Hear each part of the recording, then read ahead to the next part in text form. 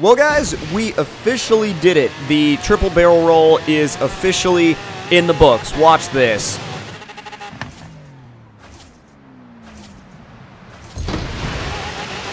Once I did that, I still couldn't believe I had done it for like a good few minutes afterwards. Now, the car that I used is a rear-wheel drive converted R8 V10 with it's an R8 V10 Plus with a V12 swap, rally suspension, and rally tires. So it makes more power than the Veyron that we used in the previous video, where we were just messing around with the jump itself. This car makes over 1,500 horsepower, as you guys probably know if you've ever done the V12 swap before. But the power, I'm not sure how much the power actually helps. I think what really helps is the shape of this car and the stance of this car, and also I think lifting it up just a little bit with the rally suspension also helped a decent bit because of the fact that the rally suspension allows the really low front bumper to help clear the base of that jump. If you tag the base of that jump, you kill all your speed, and it makes it really hard to get any rotation. Now, the only downside to it is the fact that it's rear-wheel drive.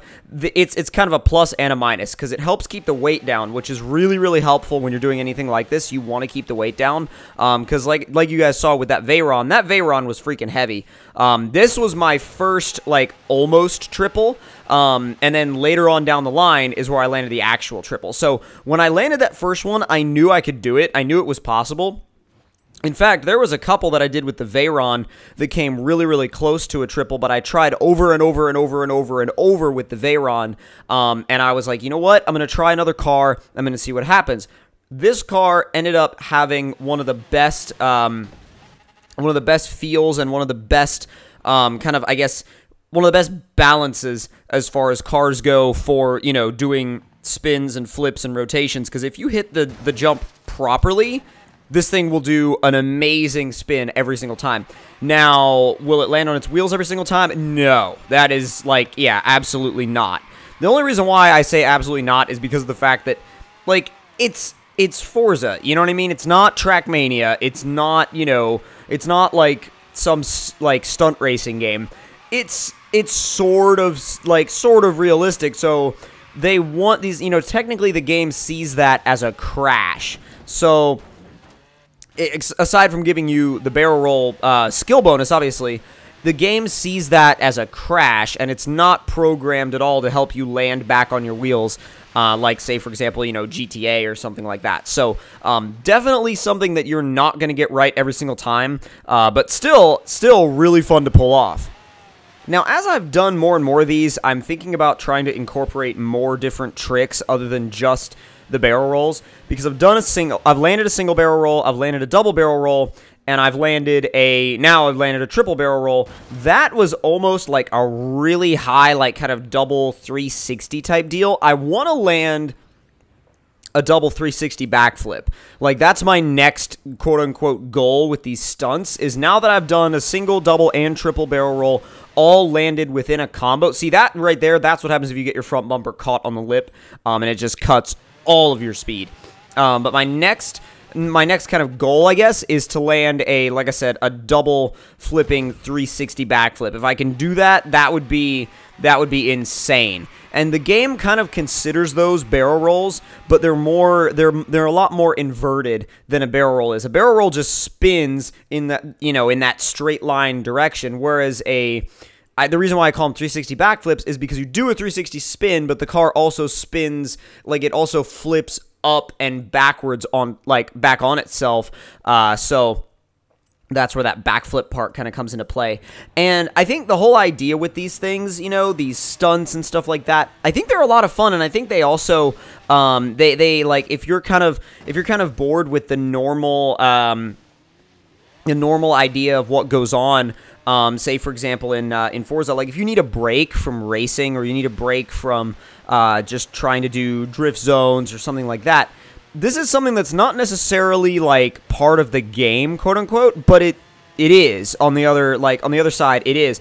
And it surprises me how much time you can spend just doing, you know, just attempting more and more stunts, That came really, really close to being either a double 360 backflip or I don't know if a triple 360 backflip is possible. Like, I really don't know if that's possible. There was your little bit of like a double barrel roll, but I don't know if a triple 360 backflip is possible.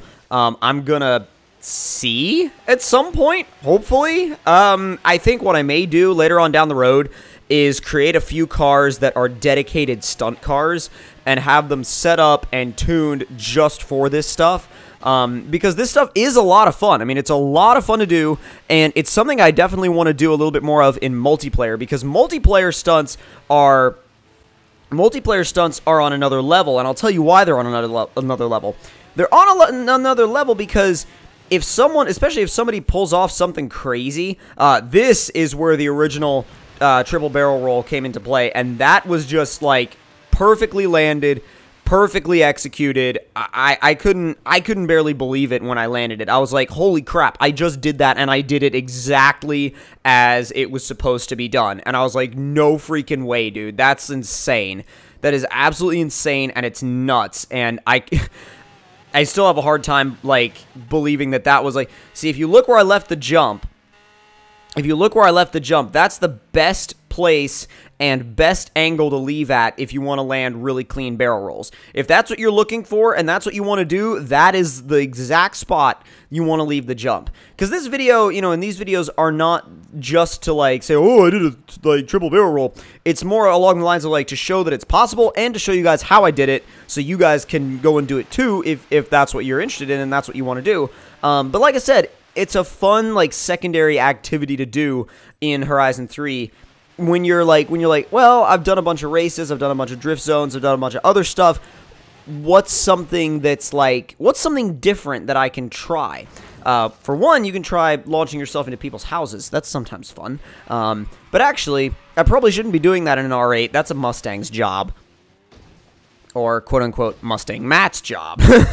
But no, anyways, getting back into the game as well, the best cars so far that I've found for this are anything that's got a wide, low footprint. So the Veyron worked nicely for it. The R8 works nicely for it. I haven't tried any Lambos, but I feel like they'd work pretty well. I feel like the Aventador would do a really good job here. I have to try it out and see how it is. Haven't tried any Gallardos either, but the Gallardo is a very similar platform to the R8, so I feel like it would be pretty similar. And it would be pretty similar, and it would still it would work pretty well. As you'll see in the coming videos over the next few days, I tried a couple of other vehicles that are not of this body type at all, not of this setup type, not of this body type at all, to see how they did, and some of them did better than others. I'll say right now. I'm not going to give away what the vehicles are, but I'll go ahead and say right now, some definitely did better than others. So you'll definitely see that coming soon over the weekend. Now, another thing that I do want to touch on real quick is that if you are having trouble hitting that jump properly, try it a couple times really slowly. Try it a couple times really slowly to get your, not really necessarily to try and do a flip, but just to spot where you want to be at. Because if you do it a few times slowly, that'll give you a much better idea of where you want to aim, or you can just make sure you turn your rewind on and make sure you give your car subtle adjustments as it goes. Now, this one, I was actually surprised that we made it over twice. It was kind of like a double backflip twist thing, and I was surprised we made it over twice. I didn't think the car was going to make it over twice, especially with how much it slowed down on the second rotation. That's the other reason why rotational speed is so important, because once that first rotation is done, for some reason within the Forza physics system, once that first rotation is done, the car likes to really... Well, excuse me.